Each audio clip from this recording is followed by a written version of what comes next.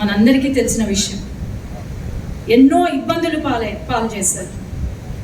అదే కసితో మేమందరము పనిచేసి ఓడిపోతామనుకున్న నంద్యాలను గెలిపించుకొని 7 నియోజకవర్గాల్లో ఎమ్మెల్యేలుగా గెలిపించుకొని ఈరోజు ఒక అచీవ్మెంట్ మాకు. సీఎం గారు ఒక మాట చెప్పారు నేను ఎంపీ అయిన తర్వాత, అమ్మ మీరు ఎంపీగా పని చేయొద్దండి, కాన్స్టిట్యున్సీలో ఒక కార్యకర్తగా పని చేయండి అని చెప్పారు. ఆ మాట నాకు ఇప్పటి వరకు అదే గుర్తుంది, అలానే పనిచేస్తున్నాను సార్ నేను. అట్లాగే లోకేష్ అన్న అన్నారు, మీ డాక్టర్లకు హ్యూమన్ టచ్ ఎంత ఇంపార్టెంటో పాలిటీషియన్స్కి కూడా హ్యూమన్ టచ్ అంతే ఇంపార్టెంట్ అని చెప్పారు. అదే విధంగా ముందుకు వెళ్తున్నాం. నంద్యాలలో ఒక ప్రత్యేకత ఉంది సార్ ముఖ్యమంత్రిగా ఉన్నప్పుడు ముందు ఓర్వకల్లో మహిళా సంఘాలు అత్యంత లార్జెస్ట్ మహిళా సంఘం ఓర్వకల్. ఇప్పుడు ఈ మహిళా సంఘాలు ట్రైనింగ్కి ఇతర రాష్ట్రాలకు, కాశ్మీర్కి, గుజరాత్, ఉత్తరప్రదేశ్కి వెళ్తున్నారు. అది మా ఓర్వకల్ ప్రత్యేకత, అది మీ గొప్పతనం సార్. ఫాతిమాబీ అని చెప్పి ఓర్వకల్లో UN అవార్డు తీసుకుంది. ఇది మహిళల యొక్క సార్ మహిళలకు ఇచ్చే ప్రాధాన్యత. మనం అందరం గమనిస్తే ఎన్నో కష్టాలు పడ్డారు. నేను పార్టీలో కొత్త అయినా నన్ను అనేక ఇబ్బందులు పెట్టారు.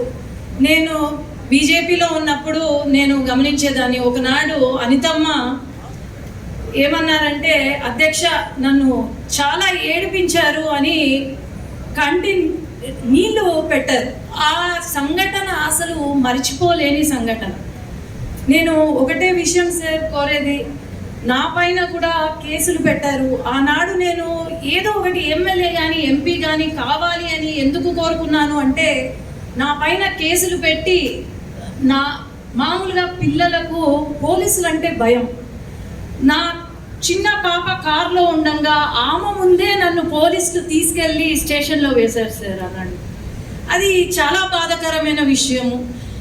కాబట్టి ఈరోజు మహిళలు ఒక చిన్న ఉదాహరణ సార్, నిన్న ఒక అసెస్మెంట్ క్యాంప్ చేస్తూ ఉన్నాము హ్యాండిక్యాప్డ్కి.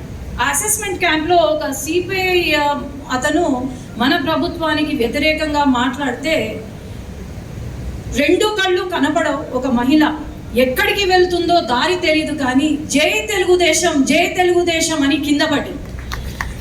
ఆ సంఘటన చూస్తే మనకు మహిళలు ఎంత తెలుగుదేశం పార్టీని ఎంత గౌరవిస్తున్నారు, మిమ్మల్ని ఎంత గౌరవిస్తున్నారో అనేది అర్థమవుతుంది. ఎందుకంటే మహిళల వల్ల ప్రభుత్వాలే ఫామ్ అవుతాయి, ప్రభుత్వాలే కోల్పోయే పరిస్థితి కూడా ఉంది. కానీ ఈరోజు మహిళలు మనకు ఎంతో గౌరవిస్తున్నారు తెలుగుదేశం పార్టీని. అట్లాగే ముందు ఎన్నో సంవత్సరాల కాలంగా మిమ్మల్ని లోకేష్ అన్నను ముఖ్యమంత్రిగా చూస్తామని మేము కోరుకుంటున్నాం సార్. అట్లాగే ఒక రిక్వెస్ట్ సార్, ముందుగా కేసులు ఏవైతే ఉన్నాయో మన కార్యకర్తల పైన, మహిళల పైన ఏవైతే ఉన్నాయో అది ఫస్ట్ దానికి ప్రాధాన్యత ఇచ్చి కేసులు చూడటము రిక్వెస్ట్ చేస్తున్నాను సార్. అట్లాగే ఇంటి స్థలాలు ఏవైతే ఉన్నాయి సార్, మీ వల్ల స్థానిక సంస్థల్లో మహిళలకు రిజర్వేషన్ వచ్చింది, అట్లాగే డీలర్షిప్లో రిజర్వేషన్ వచ్చింది. అంతెందుకు మన మహిళలకు ఆస్తుల్లో కూడా సమాన హక్కులు ఉండాలని చెప్పి కూడా మన తెలుగుదేశం పార్టీ ముందుకు తీసుకెళ్ళింది. కాబట్టి ఆ విషయంలో కూడా మనం గమనిస్తే స్థలాలలో కూడా ఇప్పుడు మహిళలకు కావాల్సింది భద్రత, మహిళలకు కావాల్సింది ఒక కాన్ఫిడెన్స్. ఆ స్థలాలు కూడా మహిళల పేరు పైన మనము రిజిస్ట్రేషన్ చేస్తే అది చాలా బాగుంటుంది సార్. అంతే సార్, ధన్యవాదాలు సార్. నాకు క్షమించండి సార్, నాకు ఇప్పుడే చెప్పారు మాట్లాడమని, నేనేం ప్రిపేర్ అవ్వలేదు. ధన్యవాదాలు.